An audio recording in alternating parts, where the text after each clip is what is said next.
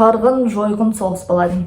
Ой, медправа деген 2-ші курстың сабағы ғой. Менің еңбегімді бағалап кетіңіздер. 3-ші курсқа өттім. Жақсы болуын тілеңдер. Не айтсам болады тағы. Одан кейін бітті. Сен сабақ оқымай. Бірақ оның ешқандай пайдасы болған жоқ. Айналып, қыдырып қайтқанбыз. Не үшін онлайн оқығанымыз болсын, апай ән айтуға рұқсат беретін. Ұлты орыс. Или жоқ, ұлты гречанка болатын. Бірақ таныған жоқ. Домбыра тартып. Видеосын қалдырып кетсем болады. Оңай болды. Мүлдем қиын болған жоқ. Қиын емес. Мүлдем қорықпаңдар. Оның да түк қиындығы жоқ.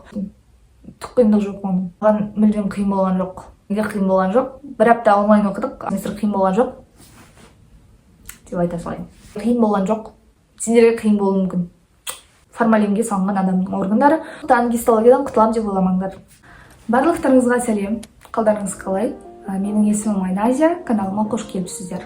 Бүгінгі тақырыптан көріп отырғандарыңыздай, жалпы 1-ші курс жайында сіздерге айтып бермекпін. Бұл видеоны түсіруге маған қашан ой келді десеңіздер, менің дайректіме, мына жерден көрсеңіздер болады. Егер таба алсам, тастап кетемін. Өте көп осындай сұрақтар келеді. 1-ші курста сізде қалай болды, универге қалай үйрендіңіз, қандай сабақтар болды, группаңыз жайында деген сияқты. Сондай сұрақтар өте көп. Сондықтан мен 1-ші курс жайында видео түсірмекпін. Егер де каналыма жаңадан келіп жатқан жандар болатын болса, өзімді таныстырып кетейін. Мен Асфендияров атындағы Қазақ ұлттық университетінде 3-ші курсқа өттім. Яғни 2-ші курсты аяқтадым, 3-ші курсқа өттім. Не айтсам болады тағы. Мынадай көрсесін. Осындай ыстықта мен видео түсіріп жатырмын. Сондықтан менің еңбегімді бағалап кетіңіздер.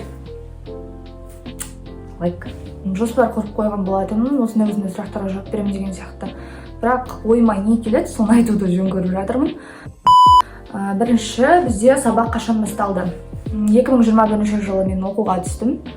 Сол кезде бізде сабақ 6-шы қыркүйек күні басталды. Сол 6-шы қыркүйек біз 2021 жылда онлайн оқыдық. Онлайн 1 ай болды сабақ, үйде оқыдым.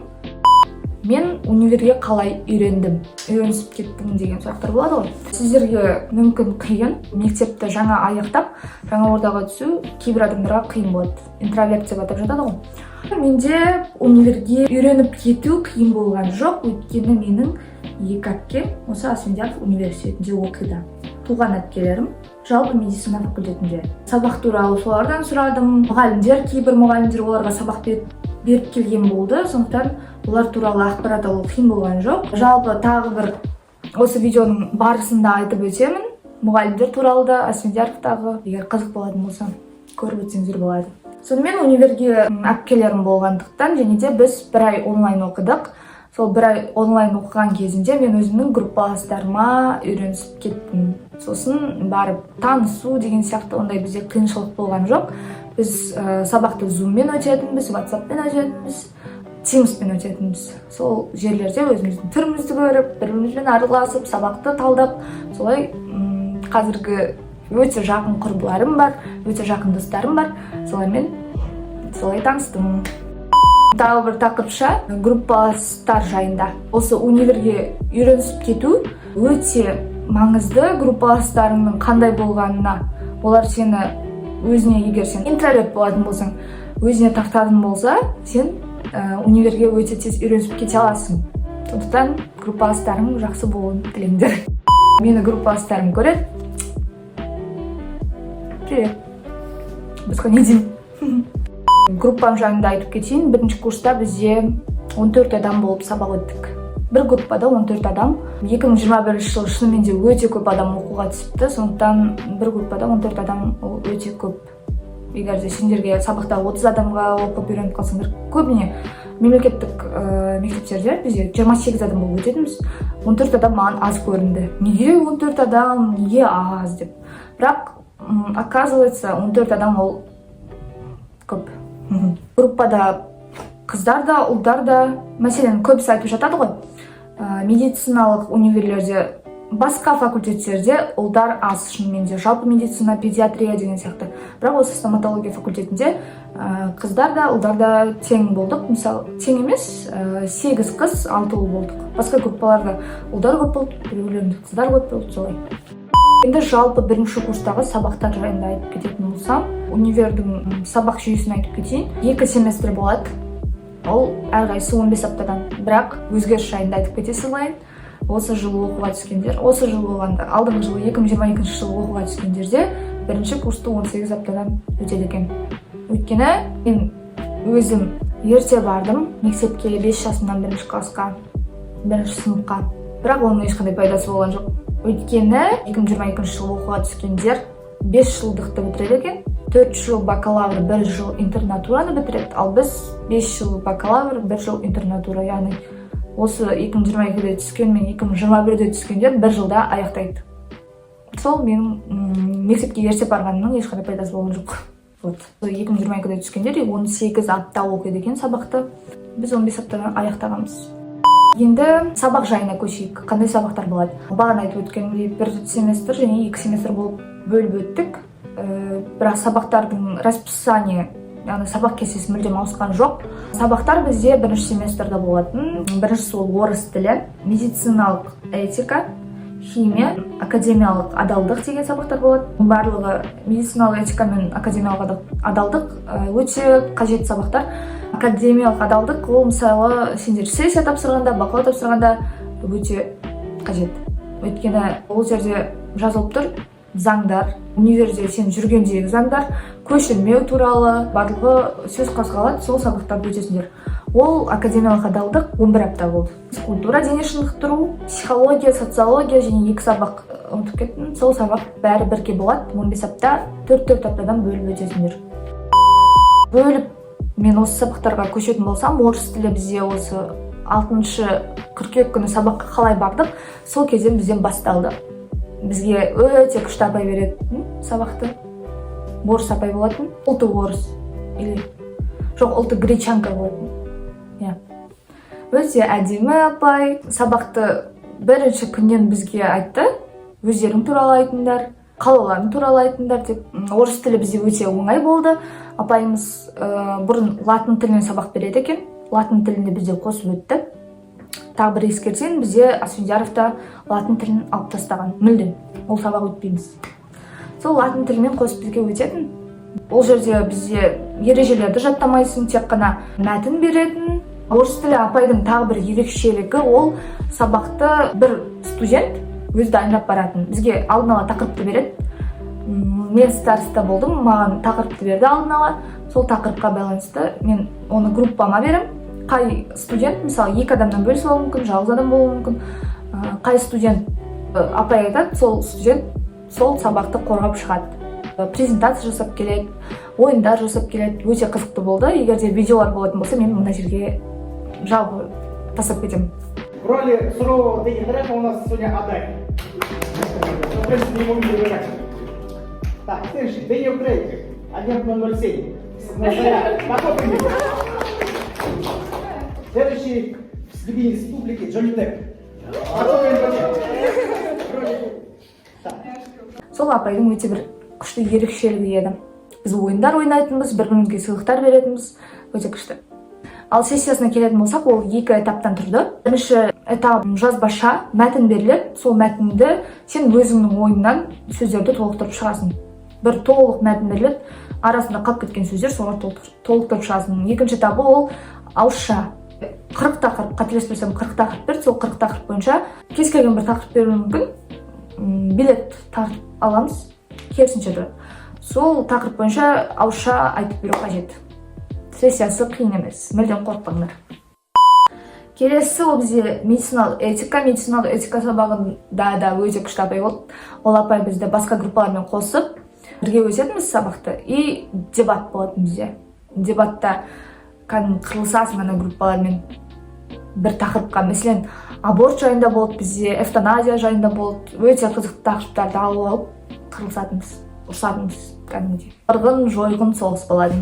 Медициналық этика деп айтаймыз.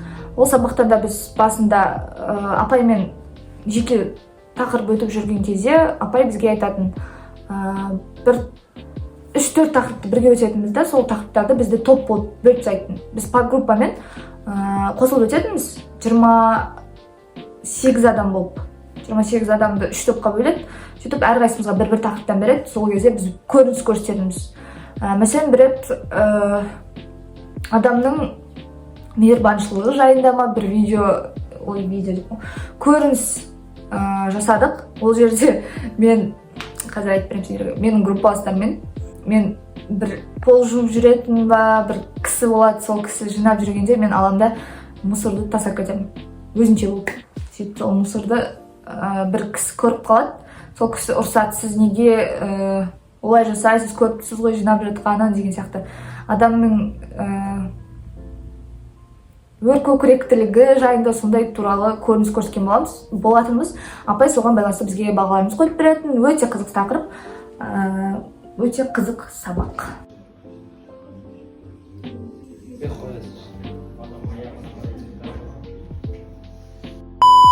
Психология, социология. Бірінші бізде психология болды. Әрқайсынан әртүрлі апай беретін сабақты. Психологияда апайлардың аттарын айтпауды жөн көрдім.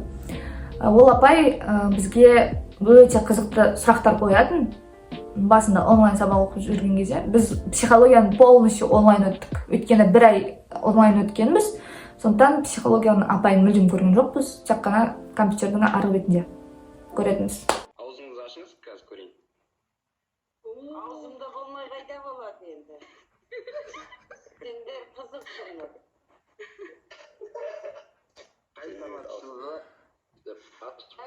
Маған видеоны қосып қойсаңыз дұрыс болатын еді. Анау адай. Шешем 90-ға келбеді, мен 90-ға бармаймын ау деймін. Әйтеуір мақсат қойып едім, көп жасаймын деп. Оған да жетпейтін сияқтымын. Сендердікі тісім десем болды, жұлып тастау мақсатында сөзім өзің дедім. Санаулы 5-6 тіс қалды. Мен жасыма келіп көрсесің кейін көрейін. Не болды, болды ма, приехали ма? Я соскучился. Сама толково. Ау. Сөйтіп апайымыз бізге сұрақтар қоятын. Егер де сізге бір апа келіп, қартайған бір апа келеді, менің ақшам жоқ деп айтады, сіз тісті емдеп бересіз бе сол адамға дейді. Сол кезде қандай жауап береріңді білмей қаласың. Молодцы в том, содержаниесінде емес, именно мотивация дедік қой, жәнегі талпынып осының бәлем ба информация шығарады. Это супер. Ол много чего значит. Айназия неғып өшіп тастадыңыз видеоны, поэтому Айназия молодец. Бүгінгі жәнегі назеркемен толықтай келісемін. Содержаниесі емес, а именно талпынысын жәнегі үш адамның Дана, Даулет, Айназия. Солай ғой я бүгін? Бота. Ой, Дана, бота, кешіріңіз, бота. Ботаныға қарап отырып Дана деп отырмын, вот извините. Поэтому бота, Айназия, Даулет молодцы, и әрқайсыңызда да, я думаю, приблизительно осындай дайындық көрсететіндеріңізге күмәнім жоқ. Бірақ бәрібірде шикілік жұмысынан Бауыржанның қосылам деп тұрғанның өзі де талпынысы, мотивы, сіздерде және біреуде тақырып болды. Я увидела хорошую активность. Ой, менің дауысы енді естіледі. Молодец. Осымен онда сабақты аяқтайық, меньше минуты дейді. Келесі сабаққа уже мұқият дайындалыңыздар, мен бүйтіп кешірмен тағы да дайындық ретінде еді деп айтпайтындай болайын. Хорошо? Хорошо. Хорошо. Хорошо. Все, жарайсыздар, сау болыңыздар. Сау болыңыз. Психологиялық тұрғысынан жауап беру керек, және де адамгершілік тұрғысынан да жауап беру қажет. Социология деген сабақтарды және политология есіме түсті. Сол сабақтар бойынша бізде оны да онлайн өттік, толықтай онлайн өттік. Одан да апайымыздың түрін тек қана экранның ар жағында көредіңіз. Ол жерде апайымыз жалпы тақырып бойынша дайындалып келеміз, соны апайға айтып береміз. Оның да түк қиындығы жоқ. Және осы орыс тілімен бірінші семестрде тек қана орыс тілі және де осы психология, социология, политология, бір сабақтың ішіне кіріп кетеді. Сол 2 сабақтан сессия тапсырған болатынбыз.